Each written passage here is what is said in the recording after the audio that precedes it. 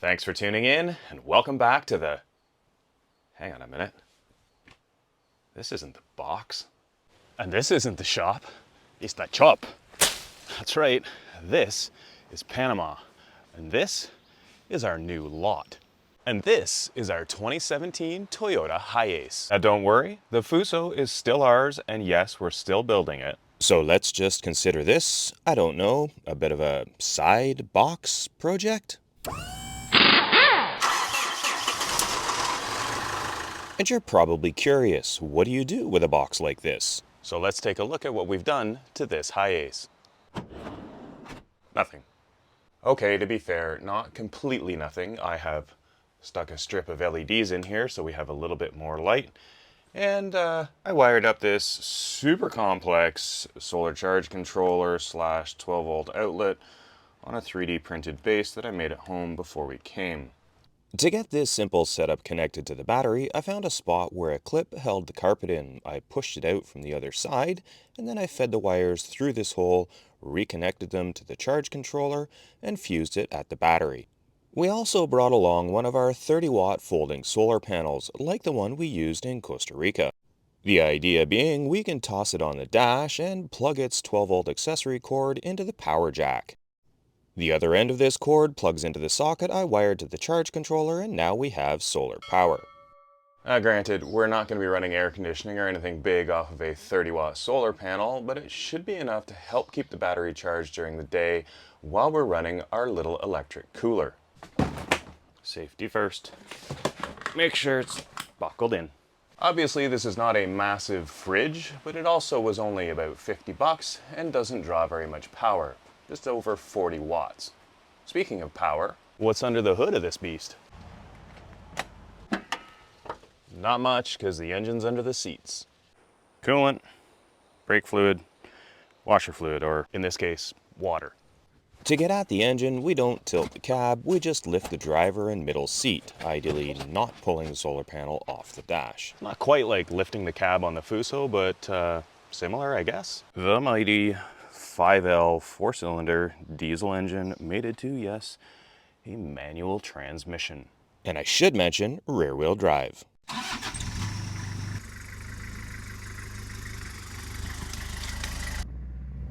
There are still a couple more things to do to the Hiace, but for now, let's head out from our Airbnb back over to our land.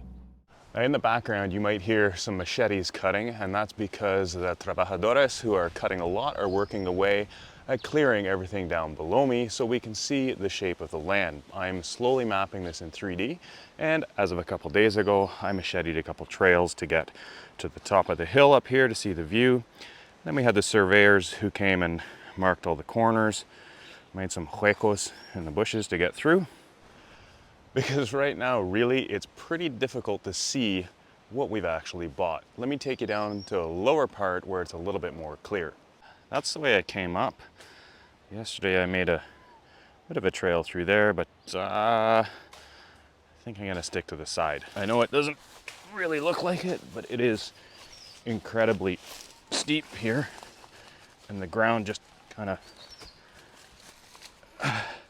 slides away from underneath you. The front of the lot is more open, so this is where we started taking elevation measurements, using nothing more than a tape measure and my eyeball height of about 2 meters. Using the info we gathered, I started to create an elevation model in SketchUp. This is where we were after the first day of measurements. Some of the areas are actually off quite a bit, but as I get closer to completion and some points are measured from more than one reference, things start to get more accurate. For a little bit of perspective, I'm on the street kind of at the bottom corner, and the van's up there by the pole, and you can see the lot is actually about 8 feet higher than the street, and that's about how much of an angle the street is on. It's pretty steep here. Now don't worry, we haven't sold our house and everything that we own in Canada. This is just the start. This is the start of something so that in 10 years we can have somewhere to go in the winter. Because it's definitely warmer here in the winters. Time for a drink. And it's actually a cold drink, thanks to the cooler. As the shape of the terrain is slowly revealed and we start to wonder how we can fit a little cabin in here, I also wonder who lives in this little hueco. It is completely crazy the amount of cutting these guys have done in a couple of hours this morning. Everything you see here was so dense that you couldn't really walk through it. In fact, here's what it looked like in the same spot yesterday after I macheted a trail in here, and you can't even see my trail. There's the lot line there. I'm at the downhill end of the back corner. Here's the marker here. And man, just like everything in here leveled. They're leaving all the trees. We've asked them to leave a bunch of the nice flowering bushes up there, but holy man, is it ever opening up in here.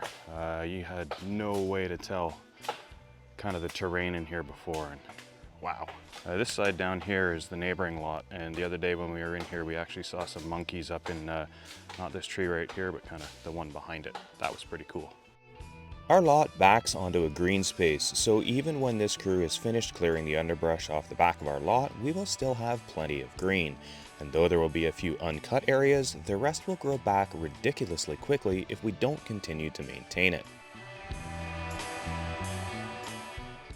These guys have been at this non-stop for a few hours this morning, and it's what they do all day, every day.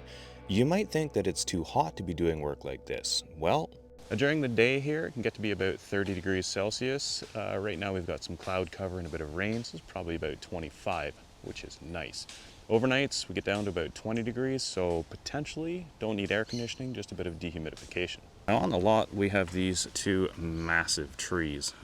We measured that one, it's about 4.5 meters around at the base, and this one's about 4 meters around. And they provide a wicked amount of shade and a little bit of protection from the rain. We also have, this here is a papaya tree, and there's a couple of these kicking around the lot, along with a couple of other yet to be identified. We may even have some teak at the back. There are a couple of pine trees around, and man, there are vines everywhere. And of course, Krista has started a garden with a number of fruit seeds and pineapple tops. We have no idea if any of these will grow into anything while we're not here, but hey, why not give it a try? As the vines and grass get cut away, we can really start to see the shape of the hill.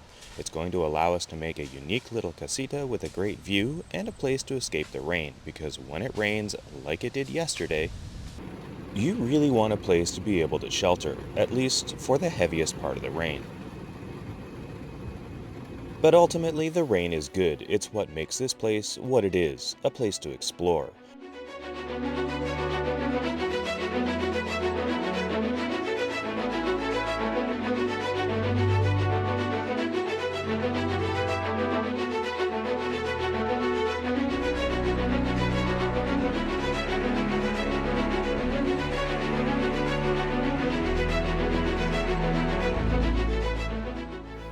Right now, it's the dry season, so there isn't a lot of water here, but I can just imagine how full this gets when it rains really hard.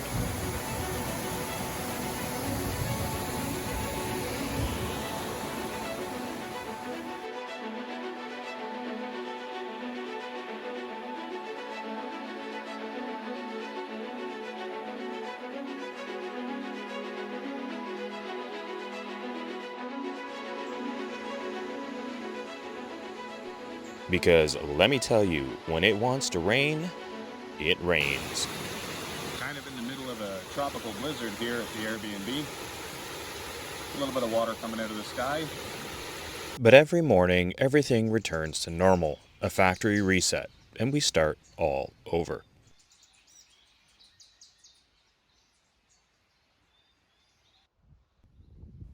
Every new day here, we learn more about what's around us, how things here operate, what we want to do, and who some of our new neighbors are. Some of our neighbors we should probably stay away from. Yeah, let's stay away from those. With today being Sunday, there's no work being done at the lot, so we took the opportunity to get some elevation measurements for the back half.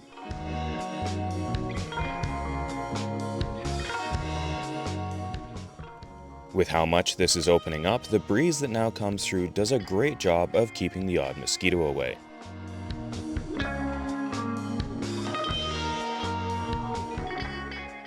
With the measurements taken, we head back to the Airbnb to update the drawing and for the next bit of work on the high ace. Now it's not that there's a lot of bugs here, but one of the other things we did bring from home was a bug screen for either this door or the back door. We didn't really know what size the door was going to be, even though we got a bit of information offline. We brought one that's probably a little bit too big. So we'll see how this fits in one or the other door, and then next time we come, we'll know how big we need the other one. We hope that it fits the side door, so we'll start here. Clearly, it was a bit of a risk buying this without the exact measurements, but it was only 30 bucks, and it looks like width-wise, it'll be a really good fit. As for height, I wouldn't have expected it to be right, as this is for a house door. And we might as well check to see how it would fit the rear door so we know if we can buy another of the same for next time. Well, that's a pretty easy decision. It doesn't quite fit the trunk and it fits the side door perfectly. The screen secures all the way around the edges with Velcro, so install is very straightforward, or at least it would be if any of the edges were actually straight. Let's just say after a lot of adjustments on where exactly the Velcro is along the sides, across the top, and down the front, it does fit reasonably well. It could use another inch, but it does fit. Now, as for the bottom, this model is definitely a little bit too long, but it actually ends right at where the seam and the magnets are down the center. So if you fold it over, the magnets actually go all the way from one side to the other. The only issue we have is this little gap here, so I'll have to come up with something to fill this little gap here, and then maybe we can trim off the excess and sew the magnets across the bottom. Other than that, I would say, having come from 4,000 kilometers away, that was a pretty easy modification to do. Another thing I thought I might have a problem with before we came was the adhesive on these LED strips in the heat of the day. So I designed these little magnet clips and 3D printed them, the white plastic piece there, and then underneath the black rubber piece that's also 3D printed. We have two rare earth magnets, and the rubber piece just helps it grip a little more. So I have two of those connected together. That one has a single magnet and that one has two, and it just kind of helps take some of the weight off of the adhesive.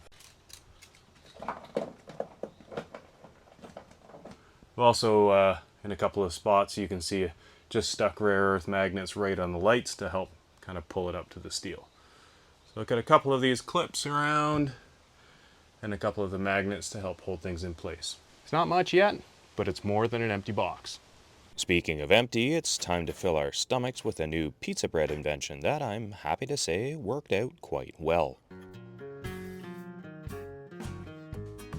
And the 3D model is also coming along quite well. I've added in our proposed driveway entrance location, and now you can really start to see the elevation difference from front to back and side to side. Incorporating the steep hill at the back will for sure be a challenge for building, but will ultimately provide us with a great unobstructed view across the valley.